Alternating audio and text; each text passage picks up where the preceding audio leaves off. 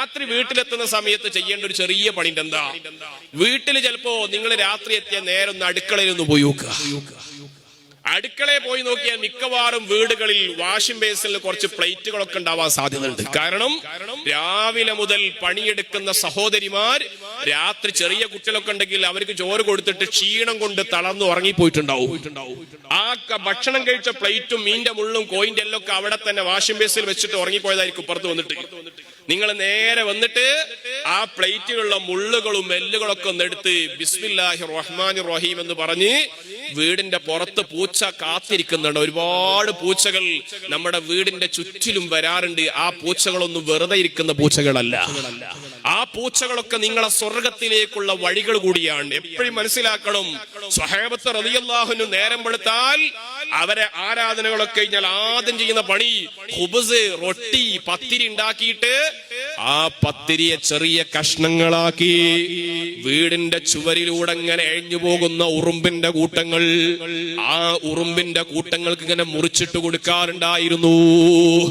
നമ്മളെ വീടിന്റെ അടുത്തുകൂടി ഉറുമ്പ് ഇങ്ങനെ പോകുന്നത് കണ്ടാൽ ആ ഉറുമ്പുകൾ നിങ്ങൾക്കുള്ള സ്വർഗത്തിന്റെ വഴികളാണ്.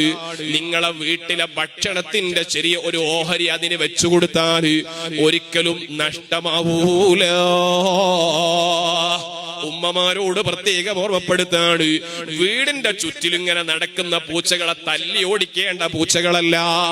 ഇപ്പം പല ആളുകളും ഊട്ടി പൂച്ച എന്ന് പറഞ്ഞ് 15,000 കൊടുത്ത് പണം കൊടുത്ത് വാങ്ങിയിട്ട് നല്ല ഇറച്ചി കൊടുക്കുന്ന പൂച്ചയുണ്ട്.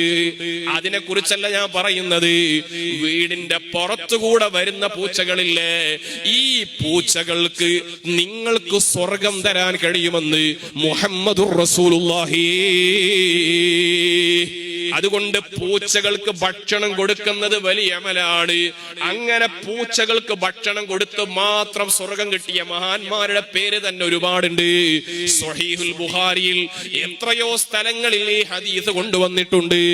പൂച്ചയെ കെട്ടിയിട്ടിട്ട് വെള്ളം കൊടുക്കാത്തതിന്റെ പേരിൽ ഒരു സ്ത്രീ ശിക്ഷിക്കപ്പെടുന്നു. എന്റെ വീടിന്റെ അടുത്തൊരു പാവപ്പെട്ട വിധവയായ ഒരു പാവപ്പെട്ട ഉമ്മയുണ്ടായിരുന്നു. മക്കളൊന്നുമില്ല. ആ ഉമ്മ 2 പൂച്ചകളെ വളർത്തിയിരുന്നു. ഞങ്ങളൊക്കെ ചെറിയ പ്രായത്തിൽ ആ ഉമ്മയുടെ വീട്ടിൽ പോവാറുണ്ടായിരുന്നു. അങ്ങനെ പോകുമ്പോഴെല്ലാം ഉമ്മ ചോറ് തിന്നുന്ന സമയത്ത് ഉമ്മയുടെ മക്കളെ പോലെ പപ്പടം പൊരിച്ചിട്ട് മീൻ പൊരിച്ചിട്ട് പൂച്ചക്ക് ഇങ്ങനെ വെച്ചു കൊടുക്കും. പൂച്ച മക്കളെ പോലെ അവിടെ നിന്ന് തിന്നും. ഒരു അടുത്ത് ആ ഉമ്മ മരിച്ചുപോയി. മരിച്ച ദിവസം ആ മയ്യത്ത് പള്ളിയിലേക്ക് കൊണ്ടുപോകുമ്പോ ഈ 2 പൂച്ചകളും മയ്യത്തിന്റെ കൂടെ മനുഷ്യന്മാര് നടക്കുന്നത് പോലെ നടന്ന് പള്ളിക്കാട്ടിലേക്ക് വന്നു. എന്നിട്ട് ഖബറിന്റെ ചുറ്റിലും ദിവസങ്ങളോളം ഇങ്ങനെ കരഞ്ഞ് കറങ്ങി നടന്നു. അതുകൊണ്ട് വീടിന്റെ ചുറ്റിലും വരുന്ന പൂച്ചകളും ഉറുമ്പുകളും ഒക്കെ നമ്മൾക്ക് പ്രതീക്ഷ നൽകുന്നതാണ്. എന്റെ ഭാര്യയുടെ കുടുംബത്തിൽ ഒരു പ്രായം ചെന്ന ഉമ്മയുണ്ട്. 90 വയസ്സ് പ്രായമുണ്ട്. പെരുമുഖം കോയ ഉസ്താദ് എന്ന് പറയുന്ന വലിയ ഉസ്താദ് മരിച്ചുപോയി. അവരുടെ പെങ്ങളാണ്. ഞാൻ അവരെ കാണാൻ വേണ്ടിയിട്ട് ഒരു ദിവസം പോയപ്പോൾ ചായ കുടിച്ച ഗ്ലാസ് ഉണ്ട് അവിടെ തന്നെ കിടക്കുന്ന ചുമരിൽ വെച്ചിട്ടുണ്ട്. ആ ഗ്ലാസ്സിൽ കുറെ ചായ അവസാന ഭാഗത്തുള്ള ചായ വെള്ളം അവിടെ തന്നെയുണ്ട്. ഞാൻ എന്റെ ഭാര്യയോട് പറഞ്ഞു, അതങ്ങ് എടുത്തു മാറ്റിയാൽ അവിടെ എറുമ്പ് വരുന്നത് ഒഴിവാകൂലേ. അപ്പൊ ആ പ്രായം ചെന്ന ഉമ്മ പറയാണ്, അത് മാറ്റേണ്ടതില്ല. ഇവിടെ വരുന്ന ഉറുമ്പുകൾക്ക് എന്നും ഞാൻ കുറച്ച് ചായ വെക്കാറുണ്ട്. നോക്കണം, പഴയ കാലത്തെ മനുഷ്യന്മാര് ചെറിയ ജീവികളെ വല്ലാതെ സ്നേഹിച്ചു. ആ ജീവികളിലൂടെ സ്വർഗം പ്രതീക്ഷിച്ചു. കോട്ടക്കലിനടുത്ത് കൂരിയാടെന്ന് പറയുന്ന പ്രദേശത്ത് കേരളം കണ്ട വലിയ സാത്വികനായ തേനുലിയാര് പാപ്പ കഴിഞ്ഞുപോയി. മഹാനവറുകൾ ഇങ്ങനെ നടന്നു പോകുമ്പോ കടയിൽ നിന്ന് മിഠായി വാങ്ങിയിരുന്നു കുട്ടികൾക്ക് കൊടുക്കാൻ. ആ മിഠായിയുമായിട്ട് ഇങ്ങനെ പോകുന്ന സമയത്ത് വഴിയിൽ ഒരു സ്ഥലത്ത് അത് വെച്ച് മൂത്രയിച്ച് തിരിച്ചു വരുമ്പോ അതെടുത്ത് വീട്ടിലെത്തിയപ്പം മിഠായി തുറന്നു നോക്കുമ്പോ അതിൽ ഉറുമ്പിനെ കണ്ടു. സുബ്ഹാനല്ലാഹ്, തേനുലിയാരി പാപ്പ പറയാണ്, പഠിച്ചോനെ, ഈ ഈ ഉറുമ്പുകൾ എവിടുന്നാ കയറിയത്, ഇതിന്റെ ബാക്കിയുള്ളവര് പാവങ്ങൾ എടങ്ങറാകുന്നുണ്ടാകും എന്ന് പറഞ്ഞ് ഈ ഉറുമ്പുകളെ മുഴുവനും പൊതിഞ്ഞിട്ട് മൂത്രമൊഴിച്ച സ്ഥലത്ത് തന്നെ കൊണ്ടുപോയി വെച്ചു കൊടുത്തു. ഇതൊന്നും ചെറിയ കാര്യമല്ല. മഹാന്മാര് മുഴുവനും സഹജീവികളോട് വല്ലാതെ ഇഷ്ടം പ്രകടിപ്പിച്ചു. അത് സ്വർഗത്തിന്റെ വഴിയായിട്ട് അവര് കണ്ടിരുന്നു. ഇരിക്കട്ടെ, രാത്രി വീട്ടിൽ വന്നാൽ ഈ മീനിന്റെ മുള്ളു കോയിന്റെ എല്ലൊക്കെ എടുത്ത് ബിസ്മി ചൊല്ലിയിട്ട് വാതിൽ തുറന്നിട്ട് വീടിന്റെ പുറത്തുള്ള പൂച്ചക്കിട്ട് കൊടുത്താൽ പൂച്ചക്ക് വലിയ സന്തോഷാവും. പൂച്ചക്ക് വലിയ റാഹത്താ നിങ്ങളോട്. അത് തിരിച്ചു വന്നിട്ട് ആ പ്ലേറ്റ് ഒക്കെ എടുത്തിട്ടൊന്ന് വെള്ളം ഒഴിച്ചിട്ടൊന്ന് വെള്ളം കഴുകിയാൽ പ്ലേറ്റിന് സന്തോഷമായി. മഹാന്മാര് പറയാ, ഭക്ഷണം കഴിച്ച പ്ലേറ്റ് അത് കഴുകാതെ ഇട്ടാൽ അത് പ്ലേറ്റ് ഭക്ഷണം കഴിച്ചവരെ ശപിക്കുന്നതാണ്. നിങ്ങളെ ഭാര്യമാര് കഴിച്ചതാണെങ്കിൽ ഭാര്യനെങ്ങനെ ശപിച്ചുകൊണ്ടിരിക്കുക പ്ലേറ്റ്. അതുകൊണ്ട് ആ പ്ലേറ്റിന്റെ ശാപത്തിന് രക്ഷപ്പെട്ടു. നേരം വെളുത്താല് ഭാര്യ ഇങ്ങനെ വന്നോക്കുമ്പോണ്ട് വാഷിംഗ് മെഷീനൊക്കെ നല്ല ക്ലീൻ ആയി പ്ലേറ്റ് ഒക്കെ കാൽപ്പോ രാവിലെ തന്നെ കാണുമ്പോ വല്ലാത്തൊരു റാഹത്താ. ഭാര്യക്കും സന്തോഷായി, വീട് മൊത്തം സന്തോഷായി. കാരണം ഭർത്താവിന്റെ രാത്രിയിൽ ഒരു 10 മിനിറ്റ് പണിയാ, വലിയ അധ്വാനമൊന്നുമില്ല. ഞാൻ വയല് കഴിഞ്ഞ് വന്ന് തിരിച്ചു വന്നപ്പോ അടുത്ത പ്രവർത്തകരെ വിളിച്ചാൽ, ഉസ്താദെ നിങ്ങളെ വയല് പെണ്ണുങ്ങൾക്കൊക്കെ ഭയങ്കര ഇഷ്ടമായി. എന്നിട്ട് പറഞ്ഞു, നിങ്ങളെ നമ്പർ ഒരു ആചാര്യ ചോദിച്ചിരുന്നു. ഞാൻ എന്തേന്ന് ചോദിച്ചു. മൂപ്പരെ ഭാര്യന്റെ വീട്ടിൽ പോയിട്ട് വയൽ തേക്കാനായി കൂട്ടിക്കൊണ്ടതാ. തിരിച്ചു പോകുമ്പോ ഭാര്യ പറയാ, കേട്ടില്ലേ പ്ലേറ്റഡ് മോരിയുടെ ഉണ്ട് എന്ന് പറയുന്നുണ്ട്. അതുകൊണ്ട് മൂപ്പര മൊയിലാര നമ്പർ ഒന്ന് കിട്ടണം, എന്നോട് പ്ലേറ്റ് വയ്ക്കാം മൂപ്പരാരാ എന്നൊന്ന് ചോദിച്ചു നോക്കണം. അപ്പൊ ഞാൻ പറയുന്നത്, എത്ര വലിയ ആചാരാണെങ്കിലും, പള്ളി കമ്മിറ്റിന്റെ പ്രസിഡന്റ് ആണെങ്കിലും സെക്രട്ടറി ആണെങ്കിലും ഏത് ഖോജയാണെങ്കിലും മുഹമ്മദുർ റസൂലുള്ളാഹി സ്വല്ലല്ലാഹു അലൈഹി വസല്ലമ തങ്ങളെ കുറിച്ച് സിദ്ദീഖ് റളിയല്ലാഹു അൻഹു പറയാണ്, ഞാൻ ആയിഷാന്റെ വീട്ടിലേക്ക് കയറുമ്പോൾ ഒരു ദിവസം ആയിഷയുടെ കയ്യിൽ ഒരു മാംസത്തിന്റെ കഷ്ണമുണ്ട്. അള്ളാഹുവിന്റെ ഹബീബ കഷ്ണം പിടിച്ചിട്ടുണ്ട്.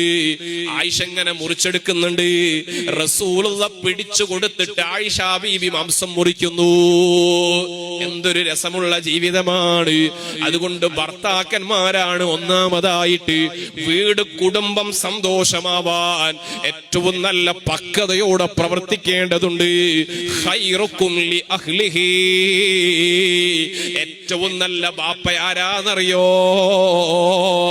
ബാപ്പ വീട്ടിൽ നിന്ന് പുറത്തേക്ക് ഇറങ്ങുമ്പോ മക്കളും ഭാര്യയും വന്നിട്ട് സിറ്റ് ഔട്ടിൽ ഇങ്ങനെ നിൽക്കണം. നിങ്ങൾ പോവാണോ ഉപ്പേ, എപ്പോഴാ തിരിച്ചു വരിക എന്ന് വരുന്നത് വരെ പ്രതീക്ഷയോടെ നിൽക്കുന്ന ഭാര്യ മക്കളാവണം. അതേസമയം ചില ബാപ്പമാര് വീട്ടിൽ നിന്ന് ഇറങ്ങിയാൽ തന്നെ വീട് സ്വർഗാണ്. വീട്ടിൽ കയറിയാൽ എന്തോ ഒരു സിംഹത്തിന്റെ സ്വഭാവമാണ്. ക്രൂരനായ പിതാക്കന്മാരാവാൻ പാടില്ല. എപ്പോഴും നല്ല സ്നേഹമുള്ള പിതാവാവണം, നല്ല സ്നേഹമുള്ള ഭർത്താവാവണം. എന്റെ സാന്നിധ്യം എന്റെ ഭാര്യ എപ്പോഴും ആഗ്രഹിക്കുമ്പോഴാണ് ഞാനൊരു നല്ല ഭർത്താവായി മാറുന്നത്. എന്റെ സാന്നിധ്യം ഭാര്യക്കും മക്കൾക്കും വല്ലാത്ത അസ്വസ്ഥതയാണെങ്കിൽ ഞാനൊരു നല്ല ഭർത്താവല്ല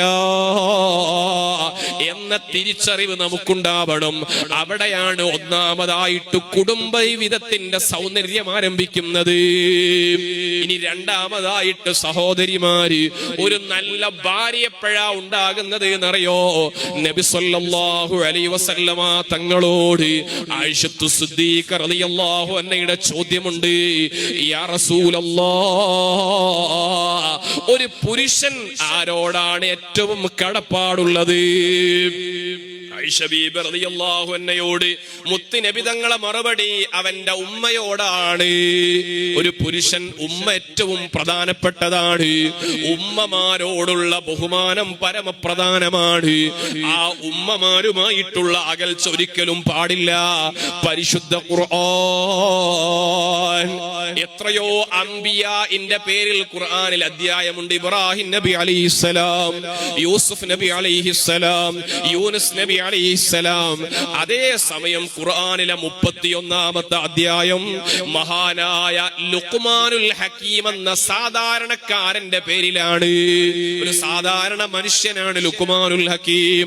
മിസ്റുകാരനായ ഒരു പാവപ്പെട്ട കുടുംബത്തിൽ പറന്ന മനുഷ്യനാണ്. ആ ലുഖ്മാനുൽ ഹക്കീം തങ്ങളെ ക്വാളിറ്റി എന്താണെന്നറിയോ?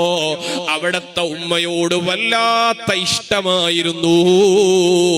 ലുഖ്മാൻ സൂറത്തുൽ ലുഖ്മാനിലെ 12 മുതൽ 19 വരെയുള്ള വചനങ്ങൾ. വഇദ് ഖാല ലുഖ്മാനു ലിബ്നിഹി വഹുവ യഇദുഹു യാ ബുനയ്യാ. ലുഖ്മാനുൽ ഹകീം തങ്ങൾ തന്റെ മകന് നൽകുന്ന ഉപദേശം ലോക മുസ്ലിമീകൾക്കുള്ള, ലോക ജനതക്കുള്ള മെസ്സേജ് ആയിട്ട് ഖുർആൻ പറയാൻ കാരണോ, ലുഖ്മാനുൽ ഹകീം തങ്ങൾക്ക് ഉമ്മയോട് വല്ലാത്ത ഇഷ്ടമായിരുന്നു. ഉമ്മയുടെ അടുത്തേക്ക് രാവിലെ എന്നും പോകും. ഉമ്മയോട് ചോദിക്കുക എന്താ വേണ്ടത് ഉമ്മ. ഉമ്മ ഇഷ്ടപ്പെട്ട കാര്യം പറയും. ഇഷ്ടപ്പെട്ടത് ഉമ്മാക്ക് കൊണ്ടുപോയി കൊടുക്കുന്ന സ്വഭാവം എന്റെ പ്രിയപ്പെട്ട സഹോദരിമാരോട് ഓർമ്മപ്പെടുത്തുന്നു. ചെറുപ്പക്കാരോട് 18 വയസ്സുള്ള ഒരു പെൺകുട്ടിയെ കല്യാണം കഴിക്കുമ്പോഴേക്ക് 50ഉം 60ഉം വയസ്സുള്ള പ്രായമുള്ള ഉമ്മമാരെ മറന്നുപോവല്ല. എത്ര ചുറുചുറുക്കുള്ള കുടുംബജീവിതം തകർക്കുന്ന കേസുകളാണ്. എന്തേ പ്രശ്നം? ഉമ്മയോട് എന്റെ ഭാര്യക്ക് വല്ലാത്ത വെറുപ്പാണ് ഉസ്താദേ, അതുകൊണ്ട് ഞാൻ ഇവിടെ റൂം എടുത്ത് താമസിക്കാണ്. ഓ ചെറുപ്പക്കാരാ, നിന്റെ ഉമ്മ സ്വർഗമാണെന്നുള്ള ബോധമുണ്ടാവണം. ഓ പ്രിയപ്പെട്ട പെങ്ങളെ, നിന്റെ ഭർത്താവിന്റെയും ഉമ്മയുടെയും ഇടയിൽ പാലം പണിയാനല്ലാതെ ഉള്ള പാലം പൊളിക്കുന്നവളായിട്ട് നീ മാറരുത്. ഭർത്താവിനെ ഉമ്മയിനെ പരമാവധി അടുപ്പിക്കാനല്ല, അടുപ്പിക്കാൻ നോക്കണം. ഭർത്താവിനെ ഉമ്മയും പരസ്പരം സ്നേഹിപ്പിക്കാൻ നോക്കണം. ഭർത്താവ് ഉമ്മയോട് അകലുന്നുവെങ്കിൽ അടുപ്പിക്കാനുള്ള ശ്രമങ്ങൾ അത് നടത്തേണ്ടവളാണ്. കാരണം നിന്റെ ഭർത്താവിന് സ്വർഗം ലഭിക്കണമെന്ന് നിനക്ക് ഇഷ്ടപ്പെടുന്നുണ്ടോ? ദുനിയാവിലെ ജീവിതത്തെക്കാൾ വലുതാണ് ആഖിറം. അവിടെ ഭർത്താവിന്റെ സ്വർഗം ഉമ്മയുടെ കാലിനടിയിലാണ്. ലുഖ്മാനുൽ ഹമ്മ പറഞ്ഞു, മോനെ എനിക്ക് സ്വർഗത്തിലെ മണ്ണ് കൊണ്ടുവരുമോ? ലുഖ്മാൻ തങ്ങൾ എങ്ങോട്ടും പോയില്ല. വൈകുന്നേരം ഉമ്മാന്റെ കാലിനടിയിൽ മണ്ണെടുത്തിട്ട് കൊടുത്തു പറഞ്ഞു, ഉമ്മ ഇത് സ്വർഗത്തിലെ മണ്ണാണ്. ഉമ്മമാരുടെ കാലിനടിയിൽ സ്വർഗമുണ്ടെന്നല്ലേ ഇസ്ലാമിക ലോകത്തുള്ള പാഠ്യങ്ങൾ. അതുകൊണ്ട് ആ ഉമ്മയുമായിട്ടുള്ള ബന്ധം വിച്ഛേദിക്കുന്ന സഹോദരന്മാരെ 100 വട്ടം ആലോചിക്കണേ. അതോടൊപ്പം പ്രിയപ്പെട്ട ഉമ്മമാരോട് സ്നേഹത്തോട് ഓർമ്മപ്പെടുത്തുന്നു, തന്റെ മകന്റെ ഭാര്യമാരോട് ക്രൂര സമീപനം നടത്തുന്ന ചില ഉമ്മമാരെങ്കിലുമുണ്ട്. എല്ലാത്തിനും കുറ്റവും കുറവും കണ്ടുപിടിക്കുന്നവര്. സ്വന്തം മകളുടെ കല്യാണം നടന്നതും മകന്റെ കല്യാണം നടന്നതും ഫെബ്രുവരിയിലാണ്. മകന്റെ മകളെ കല്യാണം ഒപ്പാ നടന്നത് ഫെബ്രുവരിയില്. ഏപ്രിൽ മെയ് മാസമായപ്പോഴേക്ക് മകള് ഗർഭിണിയായി, മരുമകളും ഗർഭിണിയാ. ഉമ്മന്റെ പരിപാടി എന്താ? അമ്മ നേരം വെളുത്താല് മകളെ വിളിച്ചിട്ട് അങ്ങനെ സംസാരിക്കും, മോളെ അടിച്ചേരട്ടോ, ഊരെ കുമ്പിടണം കേട്ടോ, ഡോക്ടർ പറഞ്ഞിട്ടോ, അവിടെ ഇട്ടോ ഇവിടെ ഇട്ടോ തന്നെ. മകൾക്ക് ഭയങ്കര കൺസൾട്ടിങ്. അതേ തൊള്ളോണ്ടുമ്പോ പറയും, ജബ്ബാറെ എന്റെ പെണ്ണുങ്ങളെടെ, ഓള് കടക്കുക, അപ്പോളേ കടക്കണോ, ഞാനൊക്കെ എത്ര ആരെ കടന്നത്. അതേ തൊള്ളോണ്ട് അമ്മന്റെ വർത്താനം. സ്വന്തം മകൾക്ക് ഗർഭിണിയായ ഫുള്ള് റെസ്റ്റ്, 3 മാസമായി, ഇനി 1 മാസം ഇവിടെ നിന്നോ, കാരണം അവിടെ നല്ലോണം പണി അധ്വാന എന്ന് പറഞ്ഞ് 3 മാസം കഴിഞ്ഞ അവിടെ മരോട് ചോദിച്ചാലോ, ഓ ഒപ്പം തന്നെ വണ്ടി അവള്, ഞാനൊക്കെ 7 മാസത്തിലെ പോയിത് എന്ന് നേരെ തലകുത്തനെ. ഇങ്ങനെ ചിന്തിക്കുന്ന ക്രൂര മനസ്സുള്ള ചില ഉമ്മമാരുണ്ട്. ഞാൻ അവരെ കുറ്റപ്പെടുത്തുന്നില്ല. നമ്മൾ ആലോചിക്കണം, തന്റെ മകന്റെ ഭാര്യക്കുള്ള അതിന്റെ ശരീരം അല്ലെങ്കിൽ തന്റെ മകൾക്കുള്ള എന്തൊക്കെ ശരീരമുണ്ട് അതൊക്കെയാണ് തന്റെ മകന്റെ ഭാര്യക്കുള്ളത്. ആ ഒരു ബോധം ഉണ്ടായാൽ എല്ലാ പ്രശ്നം തീരും. മകളെ ഈ ചെറുപ്പക്കാരുടെ ഭാര്യമാര് ഉമ്മാനൊന്ന് ഉമ്മ എന്ന് വിളിച്ചാൽ തീരാ മാത്രമേ പ്രശ്നമുള്ളൂ. സ്വന്തം മകന്റെ ഭാര്യയെ മോളെ എന്ന് വിളിച്ചാൽ തീരാ മാത്രമേ പ്രശ്നമുള്ളൂ. പക്ഷേ വിളിക്കൂല. മനസ്സിങ്ങനെ ഇടുങ്ങിയിട്ട് വല്ലാതെ ഇടുങ്ങിയ മനസ്സുമായി നടന്നാൽ എവിടെ നിന്ന് രക്ഷപ്പെടാനാ?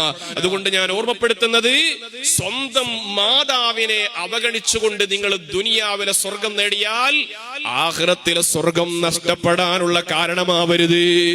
ആയിഷ ബീബി റളിയല്ലാഹു അൻഹയോട് അല്ലാഹുവിന്റെ റസൂല് പറയാണ്, ഒരു പുരുഷൻ ഏറ്റവും വലിയ കടപ്പാട് അവന്റെ ഉമ്മയോടാണ്. ഉടനെ തന്നെ ആയിഷ ബീബിയുടെ ചോദ്യം, ഒരു സ്ത്രീയുടെ കടപ്പാടോ നബിയേ? അല്ലാഹുവിന്റെ ഹബീബ് പറയുന്നു, അവളുടെ ഭർത്താവിനോടാണ്. ഒരു പെണ്ണ് ഏറ്റവും വലിയ കടപ്പാട് ഭർത്താവിനോടുണ്ട്. അതുകൊണ്ട് തന്നെ ഭർത്താവ് എന്ന് പറയുന്നത് പെണ്ണിന്റെ സ്വർഗത്തിലേക്കുള്ള കവാടമാണ്. ഭർത്താവിനോടുള്ള സ്നേഹവും ഭർത്താവുമായിട്ടുള്ള ഐക്യവും ഭർത്താവിനോടുള്ള ആദരവും ഒരു പെണ്ണിന്റെ മഹത്വത്തിന് കാരണമാണ്. അതുകൊണ്ടല്ലേ ലോകത്തിൽ ഏറ്റവും മഹത്വമുള്ള 3 സ്ത്രീകളുണ്ട്. ഒന്നാരാണ് മറിയം ബീബി റളിയല്ലാഹു അൻഹാ. ഈസാ നബി അലൈഹിസ്സലാമിന്റെ ഉമ്മ മറിയം ബീബിയാണ്. രണ്ടാമത്തത് ആസിയ ബീബി റളിയല്ലാഹു അൻഹാ. ഫിർഔൻ എന്ന് പറയുന്ന ക്രൂരനായ മനുഷ്യന്റെ അതിക്രൂരമായ പീഡനങ്ങളേറ്റ് റബ്ബിബ്നിലി ഇൻദക ബൈതൻ ഫിൽ ജന്ന, എനിക്ക് സ്വർഗത്തിൽ ഒരു വീട് വേണമെന്ന് പറഞ്ഞ ഈമാനിന്റെ പവർ കൊണ്ട് ദുനിയാവിലെ പ്രലോഭനങ്ങളെയും പ്രകോപനങ്ങളെയും അതിനെ മുഴുവനും അവഗണിച്ചു മുന്നോട്ടു പോയ ആസിയ ബീബി റളിയല്ലാഹു അൻഹാ. മൂന്നാമത്തേതാരാന്നറിയോ? ഹബീബായ മുത്തുനബി തങ്ങൾക്കെല്ലാം സമർപ്പിച്ച ഖദീജത്തുൽ കുബ്രാ റളിയല്ലാഹു അൻഹയാണ്. പണ്ഡിതന്മാർക്കിടയിൽ ഒരു ചർച്ചയുണ്ട്, ഈ 3 സ്ത്രീകളിൽ ഒന്നാം സ്ഥാനമാർക്കാണ്?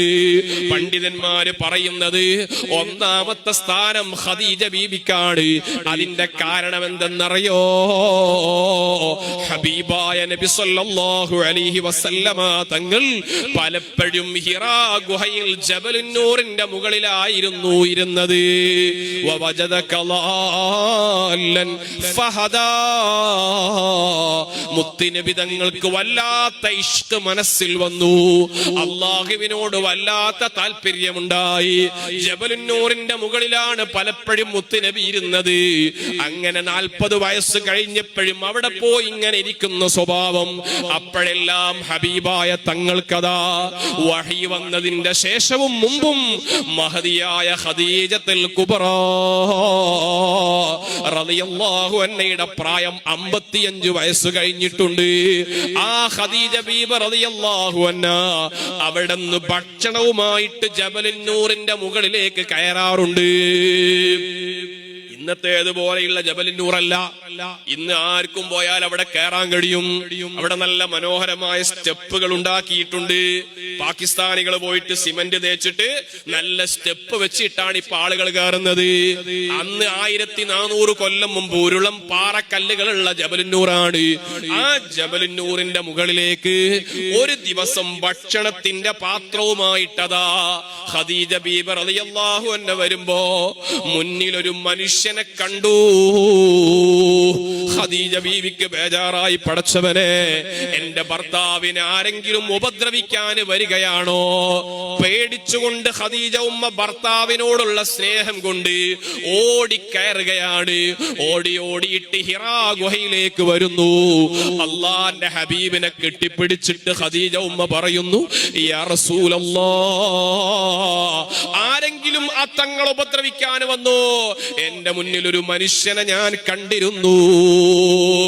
അല്ലാഹുവിന്റെ റസൂല് പറഞ്ഞു, ഖദീജ ഭയപ്പെടേണ്ടതില്ല, അതാരുമല്ല, ജിബ്രീൽ അലൈഹിസ്സലാം. ജിബ്രീൽ വന്നിട്ട് വല്ലാത്തൊരു വാർത്തയുമായിട്ട് വന്നതാണ്. ജിബ്രീൽ വന്നിട്ട് പറഞ്ഞു, യാ റസൂലല്ലാഹ്, അതതക ഖദീജ, ഖദീജ ഇങ്ങോട്ട് ഭക്ഷണവുമായിട്ട് വരുന്നുണ്ട്. അതുകൊണ്ട് തന്നെ ഖദീജയോട് അല്ലാഹുവിന്റെ സലാം ഉണ്ടെന്ന് പറയണം. അല്ലാഹുവിന്റെ സലാം ഈ ഭൂമിയിൽ കിട്ടിയ ഒരേ ഒരു മഹദിയാണ് ഖദീജ ബീബി റളിയല്ലാഹു അൻഹാ. അതിന്റെ കാരണം എന്താണ്? ഭർത്താവിന് ഇഷ്ടപ്പെട്ട ഭക്ഷണം ഏതാണെന്ന് മനസ്സിലാക്കി ഭർത്താവിന് ഭക്ഷണം ആവശ്യമുണ്ടാവുമെന്ന് കരുതി ഭർത്താവിനോടുള്ള ഏറ്റവും സ്നേഹത്തോടെ ഒരുക്കിക്കൊടുത്തതിന്റെ പേരിൽ അല്ലാഹുവിന്റെ സലാം ലഭിച്ചു. അതുകൊണ്ട് ഒരു ഭാര്യ എപ്പോഴും അല്ലാഹുവിന്റെ സലാം ലഭിക്കാനുള്ള കാരണോ ഭർത്താവിന്റെ ഇഷ്ടങ്ങളെ മനസ്സിലാക്കുമ്പോഴാണ്, ഭർത്താവിന് വേണ്ടി ജീവിതം സമർപ്പിക്കുമ്പോഴാണ്. അതല്ലേ നബി സല്ലല്ലാഹു അലൈഹി വസല്ലമ തങ്ങൾക്ക് ഖദീജ ബീബിയോട് വല്ലാത്ത ഇഷ്ടമായിരുന്നു. ഖദീജ ബീബിയെ കുറിച്ച് എപ്പോഴും ഓർക്കാറുണ്ട്. ആയിഷത്തു സിദ്ദീഖ റളിയല്ലാഹു അൻഹ പറയാണ്, എനിക്കെപ്പോഴും ഖദീജയെ പോലെ ആകാൻ ഒരു ആഗ്രഹമുണ്ടായിരുന്നു.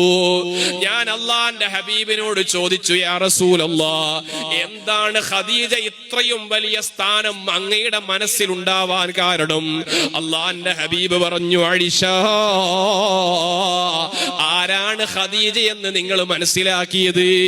എല്ലാവരും എന്നെ അവഗണിച്ചൊരു കാലമുണ്ടായിരുന്നു.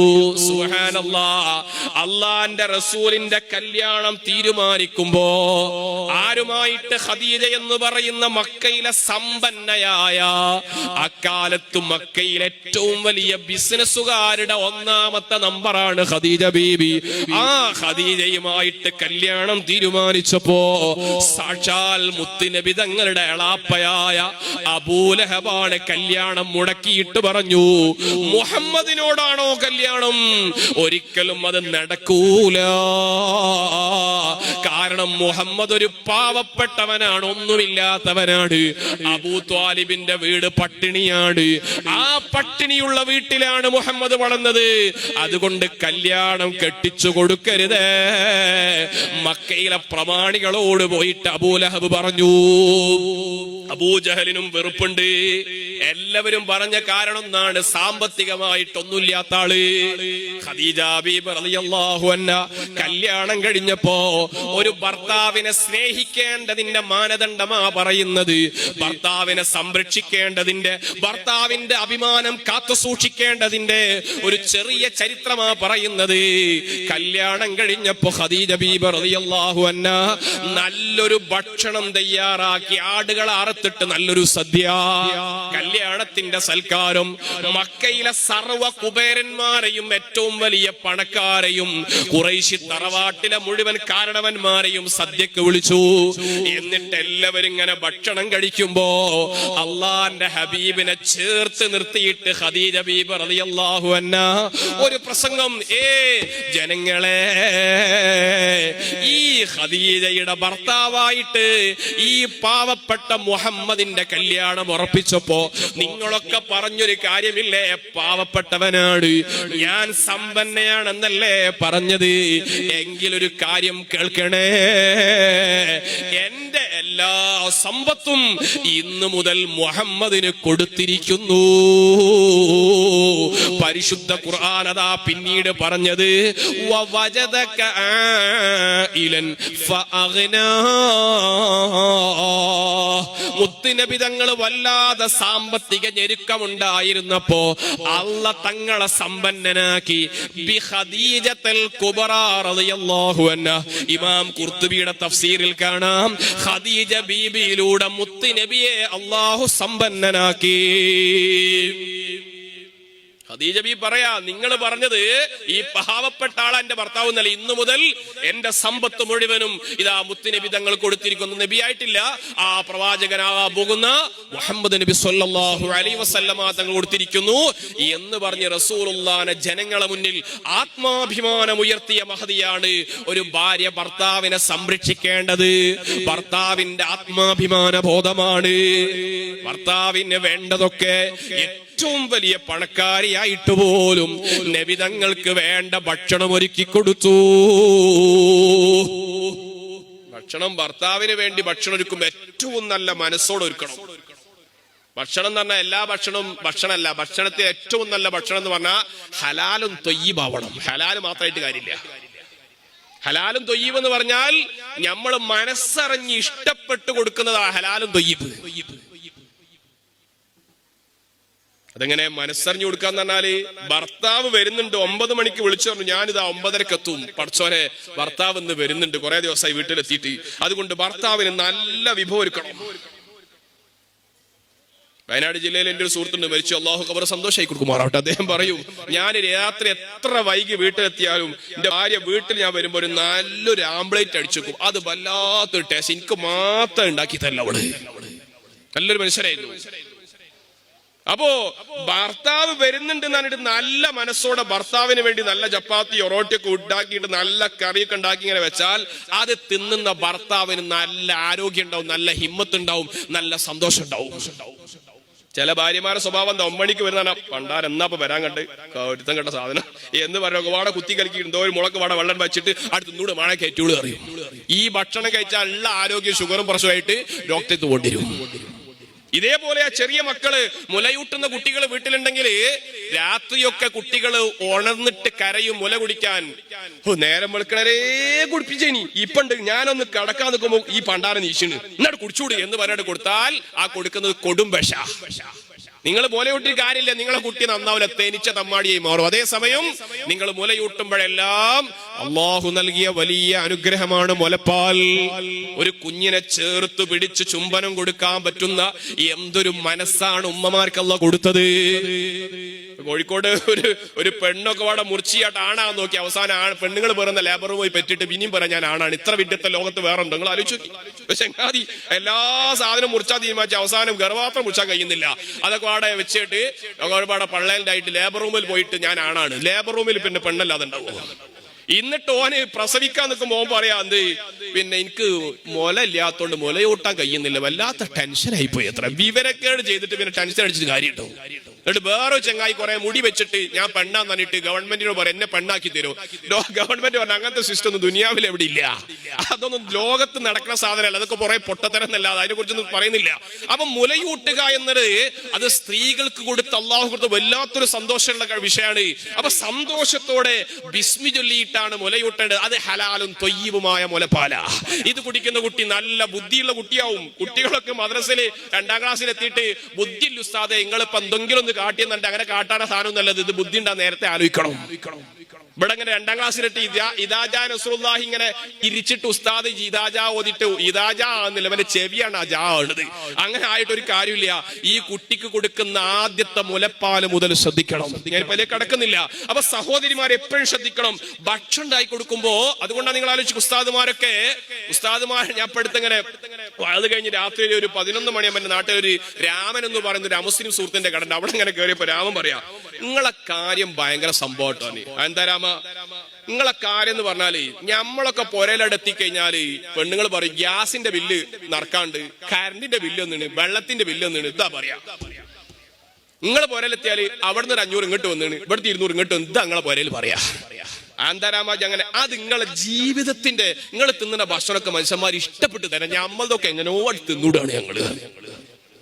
രാമൻ പറഞ്ഞതാ, ഓ മനസ്സിലാക്കിയ സത്യ. അപ്പൊ ഉസ്താദന്മാർക്ക് ഭക്ഷണം കൊടുക്കുന്ന ഒരു 90% വീട്ടില് എന്റെ നാട്ടിലൊക്കെ ഇവിടുത്തെ അതിനേക്കാൾ ഉഷാറായിരിക്കും. എന്റെ നാട്ടിലൊക്കെ ഉസ്താദുമാരെ ചെലവുണ്ടെന്നാണ് അന്ന് പണിയൊക്കെ ലീവാക്കിയിട്ട് അതിന് മാത്രം സാധനം വാങ്ങിയിട്ട് ഒരു ദിവസം ഉസ്താദുമാര് ചെലവിനുണ്ട് എന്ന് പറഞ്ഞിട്ട് തിന്നാതെ പോയാൽ പുരക്കാർക്ക് ഭയങ്കര വിഷമ. കാരണം അവർക്ക് വേണ്ടി മാത്രം ഒരുങ്ങിയിട്ട് എന്റെ ഭാര്യക്ക് ഉസ്താദുമാര് ചെലവുണ്ടെങ്കിൽ തലേന്ന് രാത്രി തന്നെ ഉറക്കൊഴിഞ്ഞിട്ട് ഞാൻ വയലറിയുമ്പോണ്ടാവും ഫോട്ടോ അങ്ങനെ അയക്കുണ്ടാവും. കോഴി കുഴച്ചത് മറ്റേ മീന് വറവിട്ടത് ഒക്കെ ഫോട്ടോ അങ്ങനെ അയക്കും. 12 ഞാൻ പോകും. അള്ളാഹു നമ്മുടെ സഹോദരിമാർക്ക് കാഫിയത്ത് കൊടുക്കുമാറാവട്ടെ. അപ്പൊ അത്രയും ഉസ്താദുമാരെ ലക്ഷ്യം വെച്ചുകൊണ്ട് ഉണ്ടാക്കുന്ന ഭക്ഷണം കഴിക്കുന്നതുകൊണ്ട് ഉസ്താദുമാർക്ക് രോഗം കുറവാണ്. അതുകൊണ്ട് കുറഞ്ഞ ശമ്പളം കൊടുത്താൽ മതി, എന്നാലും കൂട്ടി കൊടുക്കണം, വേറെ ചർച്ച. എന്നാലും ആ കുറഞ്ഞ ശമ്പളം കൊണ്ട് വല്ലാതെ സന്തോഷം ജീവിക്കാൻ കഴിയുന്നുണ്ട്. അത് എന്തുകൊണ്ടാ? കിട്ടുന്ന ഭക്ഷണം നല്ല സന്തോഷത്തോടെ നൽകുന്ന ഭക്ഷണം. ഇത് ഭാര്യമാര് വിചാരിച്ചാൽ മാത്രമേ നടക്കുള്ളൂ. നല്ല മനസ്സോടെയാണ്, എത്ര ചെറിയ ഭക്ഷണമാണെങ്കിലും നല്ല മനസ്സോടെ തയ്യാറാക്കണം. അതാണ് ഖദീജ ബീബി റളിയല്ലാഹു അൻഹാ നല്ല മനസ്സോടെ നബി സല്ലല്ലാഹു അലൈഹി വസല്ലമ തങ്ങളുടെ ഭാര്യമാരൊക്കെ അങ്ങനെയായിരുന്നു. ഹഫ്സാ ബീബി റളിയല്ലാഹു അൻഹാ എല്ലാ ദിവസവും അസർ കഴിഞ്ഞിട്ട് റസൂലുള്ളാഹിനെ എന്ന് വിളിച്ചിട്ട് ഒരു തേൻ കൊടുക്കാറുണ്ടായിരുന്നു. വല്ലാത്ത ഇഷ്ടമാണ് നബി തങ്ങൾക്ക്. സൈനബ് റളിയല്ലാഹു അൻഹ സുബ്ഹാനല്ലാഹ്, സൈനബ് ബീബിയുടെ പണി എന്താണെന്നറിയോ? പാവങ്ങൾക്ക് മുഴുവനും ഭക്ഷണം കൊടുക്കുന്ന പണിയാണ്. നബി തങ്ങൾ സൈനബ് ബീബിക്ക് പേര് വെച്ചത് ഉമ്മുൽ മസാക്കീൻ, പാവങ്ങളുടെ ഉമ്മ എന്നാണ്. ആയിഷ ബീബി റളിയല്ലാഹു അൻഹാ കയ്യിൽ കിട്ടുന്നത് മുഴുവനും ഭക്ഷണമാക്കിയിട്ട് വിതരണം ചെയ്യും. വല്ലാത്ത സ്വതക്കയായിരുന്നു. ഒരു ദിവസം സുബ്ഹാനല്ലാഹ് ആയിഷ ഉമ്മയുടെ വീട്ടിലേക്ക് ഒരു പാവപ്പെട്ട യതീം മക്കളെ 2 മക്കളെയുമായിട്ട് ഒരു പാവപ്പെട്ട ഉമ്മ വന്നു. അള്ളാന്റെ റസൂലിനെ കാണാൻ വന്നതാണ്, നബി തങ്ങൾ വീട്ടിലില്ല. ആ ഉമ്മ വന്നിട്ട് പറഞ്ഞു, ആയിഷൂ, ഈ 2 മക്കളും യതീമാണ്, ഭക്ഷണം കഴിച്ചിട്ട് ദിവസങ്ങളായി, അതുകൊണ്ട് വല്ലതും തരുമോ? ആയിഷ ബീബി റളിയല്ലാഹു അൻഹാ, മുത്തുനബി തങ്ങളുടെ വീട് ചെറിയൊരു വീടാണ്. ആയിഷ ബീബി റളിയല്ലാഹു അൻഹ പറയുന്നുണ്ട്, ആ വീട്ടില് 3 പാത്രങ്ങളെ ഉണ്ടായിരുന്നുള്ളൂ. ഒന്ന് മുത്തുനബി തങ്ങളുടെ ഏറ്റവും ഇഷ്ടപ്പെട്ട പാനീയം ശുദ്ധമായ വെള്ളം സൂക്ഷിക്കുന്ന പാത്രം, 2 ഈത്തപ്പഴം സൂക്ഷിക്കുന്ന പാത്രം, 3 ഉണക്കറൊട്ടി സൂക്ഷിക്കുന്ന പാത്രം. ഈ 3 പാത്രമല്ലാതെ മറ്റൊരു സംഭരണി അവിടെ ഉണ്ടായിരുന്നില്ല. അതിൽ ഈത്തപ്പഴത്തിന്റെ 3 ഈത്തപ്പഴം ആ പാത്രത്തിലുണ്ട്. അതെടുത്തിട്ട് ഞാനതാ ഈ ഉമ്മാന്റെ കയ്യിൽ വെച്ചു കൊടുത്തു. ഉമ്മ വേഗം അതിൽ ഒന്നെടുത്തിട്ട് ഒരു യത്തീം കുട്ടിക്ക്, മറ്റേത് അടുത്ത യത്തീം കുട്ടിക്കും കൊടുത്തു. 2 പേരും പെട്ടെന്ന് തിന്നു. 3ാമത്തത് ഉമ്മ തൊള്ളയിലേക്ക് വെച്ചപ്പോ 2 പേരും ചാടിയിട്ട് പിടിച്ചുമ്മ അതും കൂടി വേണം, വിശപ്പ് മാറിയിട്ടില്ല. ഉമ്മ അത് 2 കഷ്ടമായി മക്കൾക്ക് കൊടുത്തു.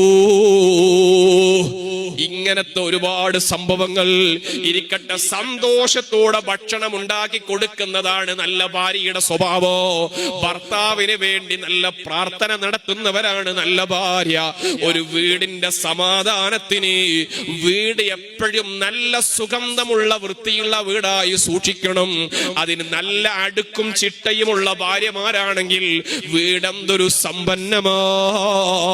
നേരെ 3 മണിക്കാണ് ഭർത്താവ് ജോലി കഴിഞ്ഞ് വരുന്നതെങ്കിൽ ഭാര്യമാര് 2:45 ആകുമ്പോഴേക്കൊക്കെ ക്ലീൻ ചെയ്ത് വീടൊക്കെ ജോലിയൊക്കെ കഴിഞ്ഞ് കുളിച്ച് വൃത്തിയായി നല്ല വസ്ത്രം ധരിച്ച് നല്ല ആഭരണം ധരിച്ച് ഇങ്ങനെ ഭർത്താവിനെ കാത്തിരിക്കണം. എന്നിട്ട് ഭർത്താവ് ഇങ്ങനെ 2:45, 3 മണിക്ക് ഇങ്ങനെ കയറി വരുമ്പോ ആ ഭർത്താവിനെ സ്വീകരിക്കും മഹാനായ സയ്യിദ് അവറുകൾ. മാഷാ അല്ലാഹ് നമ്മുടെ മജ്‌ലിസിലേക്ക് വരുന്നു. അല്ലാഹു ആഫിയത്തുള്ള ദീർഘായുസ്സുമാറാവട്ടെ. നമ്മുടെ മുഴുവൻ സാദാത്തുക്കൾക്കും അല്ലാഹുവേ നീ ആഫിയത്ത് കൊടുക്കണം റഹ്മാനെ.